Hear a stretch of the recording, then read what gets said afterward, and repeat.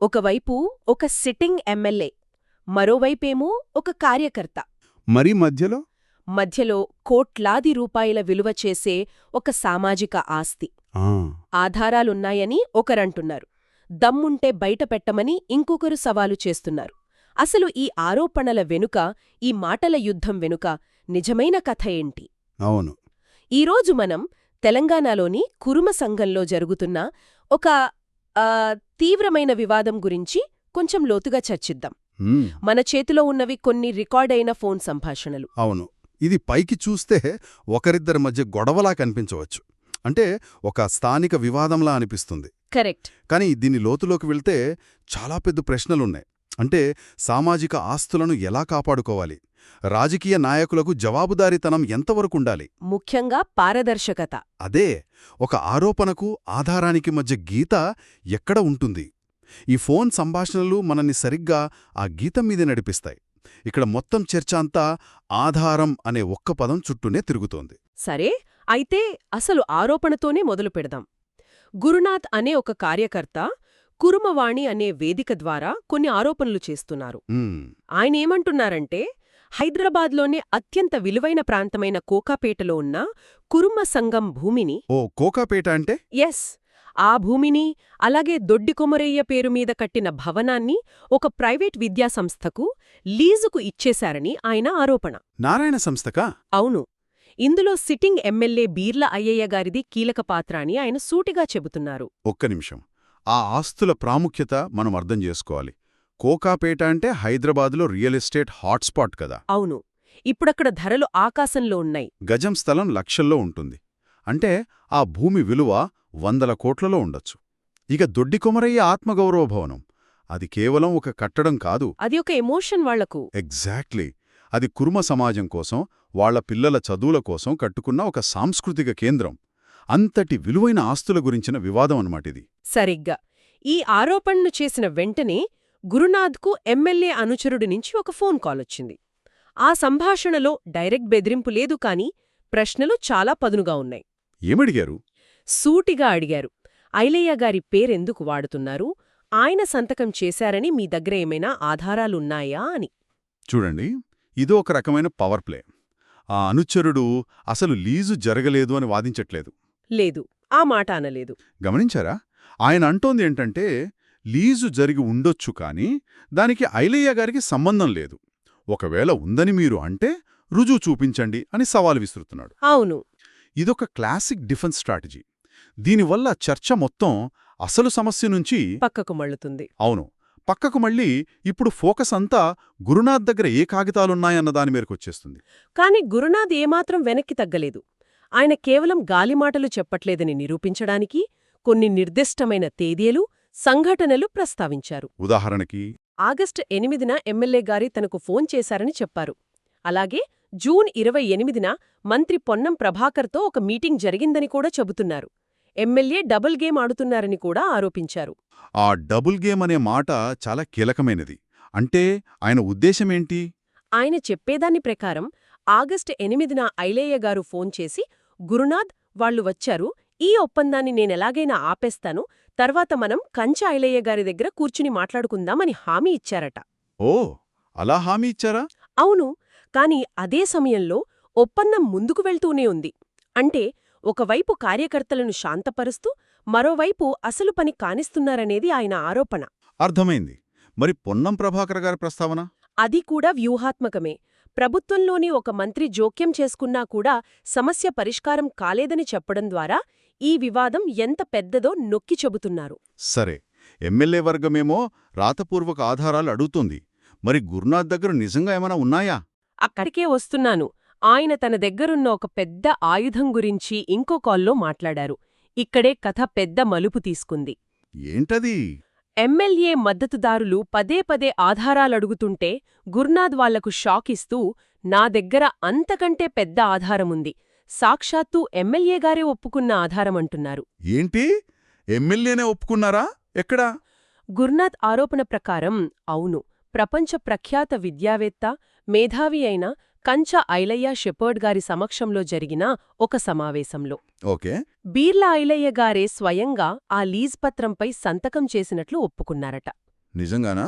గురునాథ్ మాటల్లోనే చెప్పాలంటే ఐలయ్య గారు, అవును సార్, నేనా రోజు అక్కడే ఉన్నాను, అందరి సమక్షంలోనే జరిగింది, నేను కూడా సైన్ చేశాను అని అన్నారట. వావ్! ఇది చాలా పెద్ద ఆరోపణ. ఇక్కడ కంచా ఐలయ్య షెపర్డ్ గారు పేరును ప్రస్తావించడం మామూలు విషయం కాదు. అస్సలు కాదు. ఆయన కేవలం ఒక స్థానిక పెద్ద మనిషి కాదు, అంతర్జాతీయంగా గుర్తింపు పొందిన ఒక సామాజిక తత్వవేత్త. ఆయన సాక్షిగా ఒక మాట చెప్పారంటే దానికి చాలా బరువు ఉంటుంది. అదే గురునాథ్ పాయింట్. ఇప్పుడిది గురునాథ్ మాటకు, ఎమ్మెల్యే అనుచరుడి మాటకు మధ్య గొడవ కాదు. ఒకవేళ ఇది నిజమైతే ఒక అత్యంత గౌరవనీయమైన వ్యక్తి ముందు జరిగిన ఒప్పుకోలుగా మారుతుంది. ఇది రాజకీయంగా ఎమ్మెల్యేకి చాలా నష్టం కలిగిస్తుంది కదా. అంటే ఒక సంతకం చేసిన కాగితం కన్నా ఇంత పెద్ద మనిషి ముందు ఇచ్చిన మాటకే ఎక్కువ విలువుంటుందని గురునాథ్ వాదన కావచ్చు అన్నమాట. కరెక్ట్. ఇక్కడ ఇంకో ఆసక్తికరమైన విషయం బయటపడింది. అదే ఒక కొత్త ట్రస్ట్ ఏర్పాటు. కొత్త ట్రస్టా? దేనికి? వాస్తవానికి 1983 నుంచి కురుమ విద్యార్థి హాస్టల్ ట్రస్ట్ అనే ఒక పాత ట్రస్ట్ ఉంది. కానీ గురునాథ్ ప్రకారం ఈ లీజ్ ఒప్పందం కోసమే ప్రత్యేకంగా ఒక కొత్త ట్రస్ట్ను సృష్టించారు. ఓ, ఇందులో బిర్లా ఐలయ్య, ప్రొఫెసర్ రాములు, క్యామ్ మల్లేశం, యజ్ఞ మల్లేశం వంటి వాళ్లు సభ్యులుగా ఉన్నారట. ఒక నిమిషం. అసలు ఇదంతా ఎందుకు చేస్తున్నట్టు? దీని వెనుక ఉన్న ప్లాన్ ఏమై ఉంటుంది? చూడండి, ఇప్పటికే ఉన్న ఒక అధికారిక సంస్థను కాదని. అవును, దాన్ని పక్కన పెట్టి ఒక లావాదేవీ కోసం కొత్త సంస్థను సృష్టించారంటేనే అనుమానాలు మొదలవుతాయి.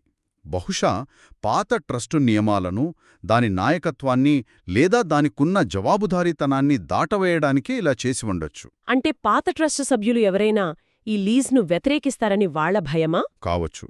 తమకు అనుకూలమైన వాళ్లతో ఒక కొత్త ట్రస్ట్ను ఏర్పాటు చేసి దాని ద్వారా ఒప్పందం చేసుకునే ప్రయత్నం జరిగి ఉండవచ్చు. మరి ఇది చట్టపరంగా నిలబడుతుందా? అక్కడే అసలు సమస్య ఉంది. ఒకవేళ కొత్త ట్రస్టు రిజిస్టర్ అయ్యి దానికి చట్టబద్ధత ఉంటే వాళ్లు తీసుకునే నిర్ణయాలను ప్రశ్నించడం కష్టమవుతుంది. అయితే సామాజిక ఆస్తిని ఒక కొత్త ట్రస్టు పరిధిలోకి ఎలా తీసుకువచ్చారు అన్నది ఇక్కడ $1 మిలియన్ ప్రశ్న. దానికి ఇదొక బలమైన పాయింట్ అవుతుంది. మరోవైపు ఎమ్మెల్యే మద్దతుదారులు ఈ వాదనలను పూర్తిగా కొట్టిపారేస్తున్నారు. ఇదంతా కేవలం బట్ట కాల్చి మీదవేయడమే అని, బురద చల్లే ప్రయత్నమని అంటున్నారు. వాళ్ల వర్షన్ ఏంటి? ఒక అనుచరుడైతే, నేను 1000% గ్యారంటీ ఇస్తున్నా, ఐలయ్య గారు అమాయకులు, యగ్గే మల్లేశం లాంటి వాళ్లు చేసిన తప్పుల్లోకే ఆయనను లాగుతున్నారు అని చాలా నమ్మకంగా చెబుతున్నాడు. ఇది కూడా ఒక ఆసక్తికరమైన డిఫెన్స్. అంటే మా నాయకుడు తప్పు చేయలేదు, ఆయన్ను తప్పుదోవ పట్టించారు అని చెప్పడం. కరెక్ట్. ఐలయ్య గారు రాజకీయాల్లోకి కొత్త, ఆయనకున్న మంచి పేరును వాడుకుని యగ్గే మల్లేశం ఈ పని కానిచ్చారు అని అంటున్నారు. దీనివల్ల బాధ్యతను వేరేవాళ్ల మీదకు నెట్టేయొచ్చు. ఇక్కడ మనం సోషల్ మీడియా యుగంలో సమాచార యుద్ధం ఎలా జరుగుతోందో చూడొచ్చు. ఈ ఆరోపణలన్నీ వస్తున్న కురుమవాణి అనే వేదికను. అవును, దాని గురించి కూడా అడిగారు. గురునాథేమో దాన్ని అణచివేయబడిన సమాజం గొంతుకగా అభివర్ణిస్తున్నారు. కానీ ఎమ్మెల్యే వర్గం మాత్రం అసలు ఎవరు నడుపుతున్నారీ కురుమవాణి, ఎవరో అజ్ఞాతంగా ఉండి ఏది పడితే అది రాస్తున్నారు అని ఆరోపిస్తోంది. అవును, ఆ కాల్లో కూడా మద్దతుదారుడు అడిగాడు ఎవరు నడుపుతున్నారు అని. దానికి గురునాథ్ విదేశాల్లో ఉన్న ఒక కురుమబిడ్డ నడుపుతున్నాడు అని చెప్పారు, కాని పేరు చెప్పలేదు. చూశారా? దీంతో వినేవాళ్లు అయోమయంలో పడతారు. ఏది నమ్మాలో ఏది నమ్మకూడదో తెలియని పరిస్థితి. ఇది కావాలనే సృష్టించే గందరగోళమన్నమాట. ఇదంతా జరుగుతుండగా వాళ్ల మధ్య వాదన కొంచెం తీవ్రస్థాయికి వెళ్ళింది. ఆధారాలు ఇప్పుడే బయటపెట్టండి అని పదే పదే సవాలు చేస్తే గురునాథ్ ఏం సమాధానమిచ్చారు? సరైన సమయం, సందర్భం వచ్చినప్పుడు అన్నీ బయటకొస్తాయి, కొన్ని విషయాలు ఇప్పటికే లీగల్ కోర్టుకు వెళుతున్నాయి అని దాటవేసే ప్రయత్నం చేశారు. ఆ తర్వాత సంభాషణలో కొంచెం వేడి పెరిగింది. మద్దతుదారుడు ఆధారాలు లేకుండా ఇంకో వీడియో రిలీజ్ చెయ్యకండి, మంచిగా ఉండదు అని హెచ్చరించారు. మంచిగా ఉండదు, ఇది కేవలం ఒక మాట కాదు, ఇదొక పరోక్ష హెచ్చరిక. కరెక్ట్. దానికి గురునాథ్ కూడా గట్టిగానే బదిలిచ్చారు. మంచిగా ఉండదు అనే మాటలు కుదరము, ఈ పోరాటం ఆగదు అనన్నారు.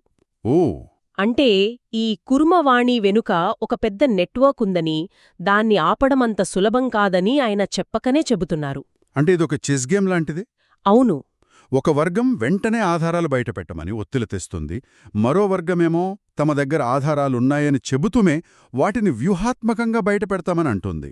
బహుశా ఉన్న ఆధారాలన్నీ ఒకేసారి బయటపెడితే ప్రత్యర్థి వర్గం వాటిని ఎదుర్కోవడానికి సిద్ధమవుతుందని వీళ్ల ఆలోచన కావచ్చు. అందుకే ఒక్కొక్కటిగా లీక్ చేస్తూ ఒత్తిడి పెంచుతున్నారు. ఖచ్చితంగా. ఇది సమాచారంతో ఆడే ఒక మైండ్ గేమ్. ఇప్పుడే పెట్టు అనే సవాల్ వెనుక కూడా ఒక వ్యూహముంది.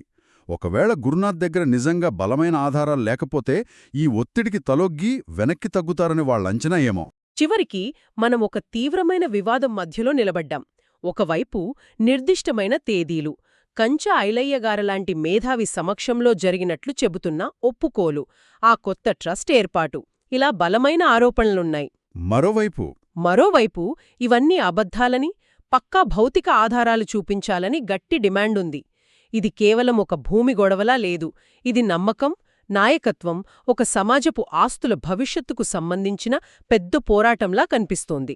వినేవారికి ఒక ఆలోచింపజేసే ప్రశ్నతో ముగిద్దాం.